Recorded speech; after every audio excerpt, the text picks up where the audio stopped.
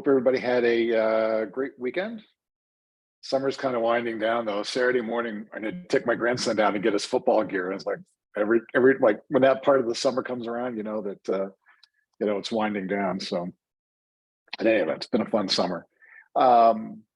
So today we're going to talk about business planning in a changing environment. We're going to do this in a two-part series. I'm going to do today, and then Denise Whitney, the sales director for our Peterborough office, is going to do more specific business planning tomorrow. Next Monday.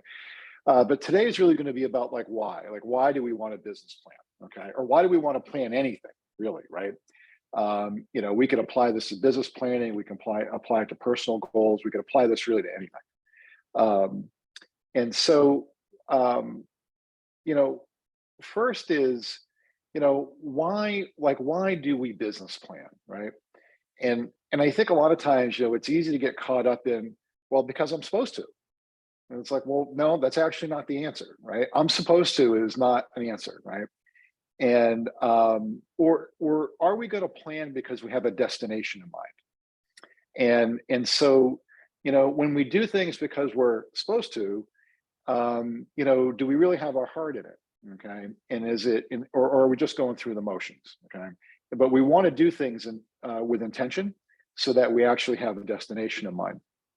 And so when you think about building your mindset, and that's really what we're going to talk about this morning, and then we're going to put it into practice next week, is when you talk about mindset, all right, a lot of it has to do with the why. Like, why am I doing this? Like in this particular case, business planning. So the why aspect is, do I want to do this for my family? Do I want to spend more time? Do I want to do this so I can spend more time doing something else, right? I want financial security. I want to have my real estate practice structured in such a way so that my customers, can achieve their goals. Whatever the case may be, you want to know what your why is, because your why will drive how committed you are. And it's worth taking the time to write down, your why. And there's no right or wrong to it. It's not 3, it's not 5, it's not 10, it's not 2. It could be whatever it is for you. But understanding why you're doing it is so critical to framing your mindset. And we'll talk about that towards the end this morning. And because what we always want to do is we always want to be making contact with the future. Because if we're not purposeful in making contact with the future, right? And then what ends up happening is that instead of achieving a destiny, you succumb to a random outcome. Okay. So without intention, we basically are achieving or not achieving things randomly, and as opposed to having intention about meeting a very specific destiny. And I think those are really two critical points that we talked about this last week and the week before. We've talked about this in general. These two concepts are two of my favorite. You always want to make contact with the future, and you want to achieve a destiny and not meet some random fate. Okay, and the two of them are linked together. So be thinking about it in terms of, well, where do I want to be in 1 year, 3 years, 5 years? Now, there's you have to be kind of careful about that, okay? And that, well, I want to be here next year at this, whatever this point is. Again, it could be health, it could be business, it could be family, it could be all of it, right? What's my why? Your why could include everything. But you always also want to be flexible, okay? So if we say, like, I want to have this financial goal, okay, in 3 years. And let's say something happens, the economy turns south, or you get sick, or you got distracted by some way, or maybe your financial goal changed for some reason. You either had to go lower, higher, or lower. You always want to remain flexible. I think what happens is that we're so socialized to set a goal, and if we don't hit it, it's a failure, right? And Jack Kornfield wrote Chicken Soup for the Soul. He had a first year goal of making $100,000, and he only made 92,000. Well, he didn't call that a failure, right? And so we want to have a goal, and we want to know what our why is, and we want to create a mindset so that we're committed to it, but we want to stay flexible. All right. There's kind of nothing more demoralizing than being uh, uh, set on a goal and not flexible, and then when we don't hit it, okay, we declare our effort a failure, and that's not the case, right? So we have to remain vigilant around what what our goals are, and how they might adjust over time. So one of the things that you can do when you've got your why done is go to a vision board, and you can create a vision board virtually. If you're good at PowerPoint or even Word, you can go to the internet and you can just go to Google Images, and you can get images and put them on there. You can do like a traditional vision board, which would be on a piece of foam core or something like that, or cardboard, and you take pictures of things you want to do. I want to visit Paris.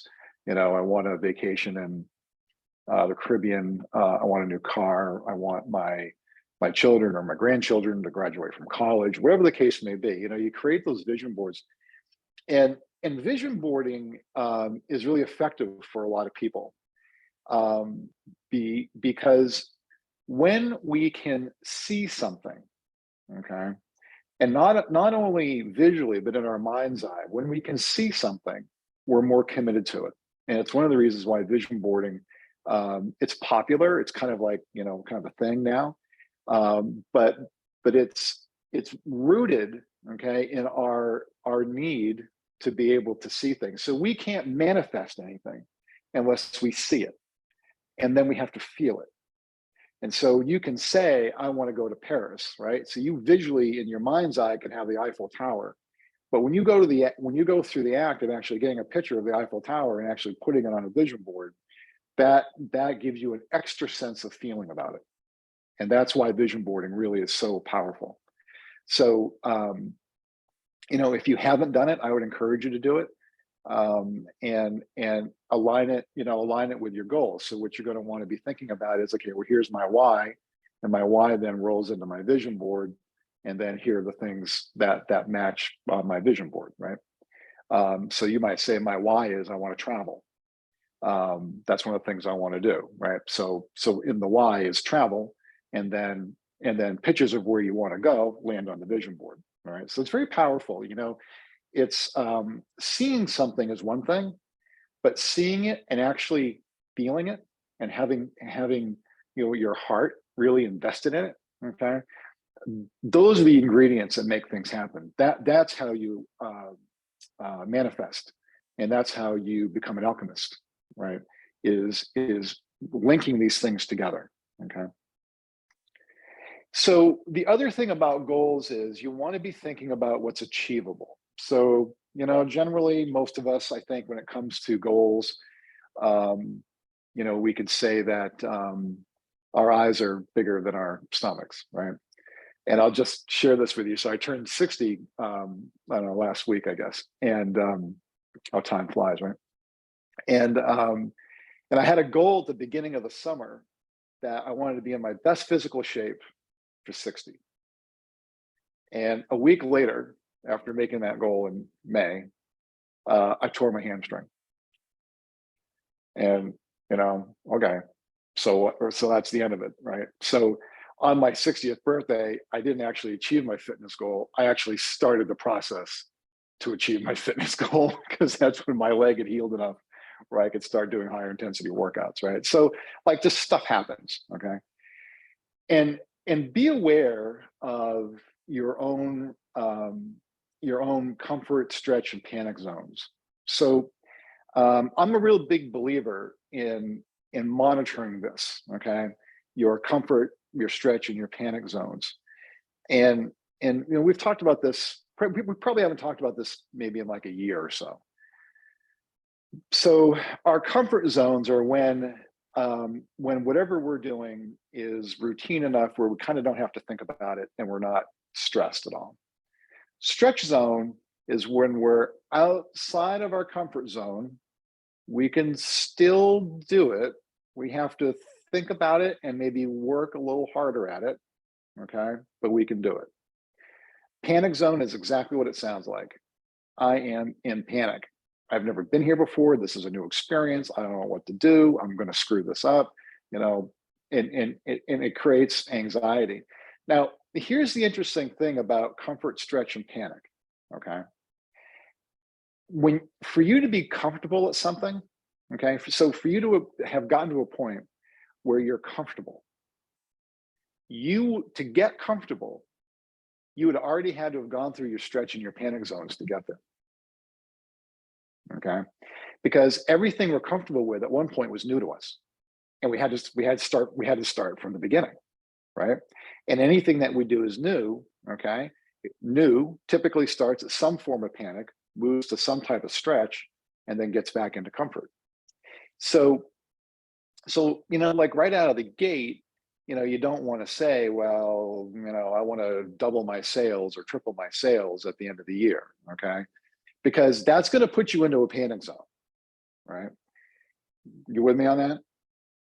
Okay. That's automatically going to dump you into the panic zone. All right. You want to be thinking about, well, right now I'm making all this math up. But right now I'm comfortable doing $3 million a year. I'd like to do five. Okay. Five would be my stretch. Okay. Panic would be 8 million. All right.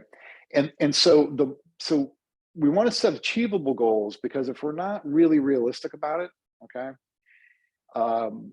that we'll get discouraged, because we'll get to a midpoint of the year.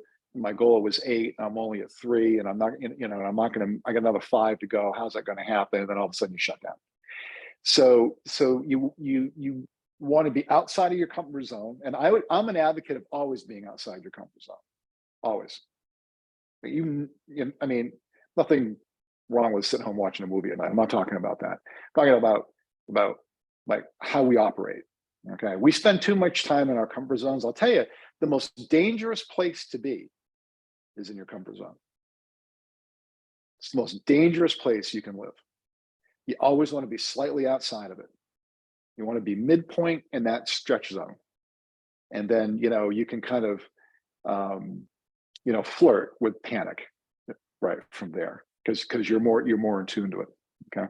So you want to set goals that are achievable. And here's the thing about all of this, okay, is that it's yours to succeed at, regardless of what the goal is. I want to go to Paris. I want my kids to go to college. I want, you know, whatever it is I want. Okay. It's yours to succeed at, but because we have, as human beings, we have freedom. We have freedom to do what we want. Okay. But with freedom comes higher degrees of responsibility, and you need to find the discipline. And so, you know, I borrowed from the, you know, the TV show Kung Fu, you know, choose wisely, grasshopper. Okay.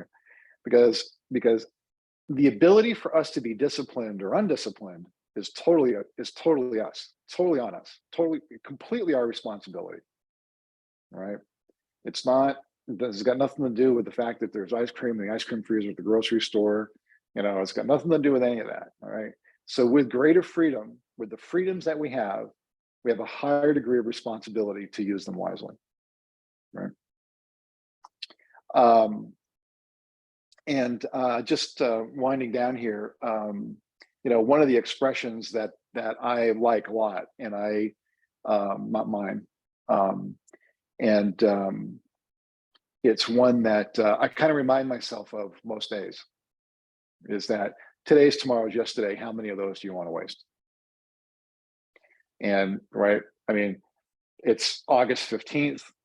We're getting to the last few weeks of summer. Okay, well, where'd summer go? Right. And so, like, did we make the most of our summer? So, you know, days go by quickly. And so we want to be using our time as wisely as we can and not wasting opportunities. So next week, Denise is going to do more specifics about business planning and get into more of the details. So I see we've got a chat.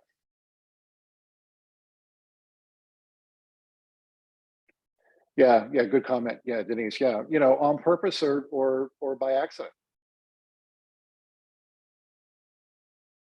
So, yeah, I think, yeah, nice comments. Carpe diem. Excellent. Yeah, you know, so I'll just say it this way, that, you know, a lot of times if we're not purposeful, okay, about what we're doing, then we do tend to fall victim to random fates. Okay. Now, you know, when I say random fate, it sounds, you know, horrific, right? But if we're not careful, it can happen every day. And so that's where we want to be intentful. And you remember we talked a little bit about changing how we think a few weeks ago, right? The average person has somewhere around 60,000 thoughts a day. Well, none of us can manage 60,000 thoughts. I mean, you know, you make yourself crazy, but you can manage the thoughts you're aware of. And the thoughts you're aware of, right? You want them to be the thoughts that match your intent, okay? That match my why, like where do I want to go, right? And it's very much a long game. Okay, it's not. This is all the marathon. Like none of this is a sprint. Okay, and so how we condition ourselves and our discipline, you know, that's how we're going to be able to really maximize, you know, our why and our goal setting, and then of course we want to remain flexible as circumstances change. Okay. So unless there's any more chats, I think we are good. All right. Well, have a great week, and we'll see everybody next week for part 2. Take care.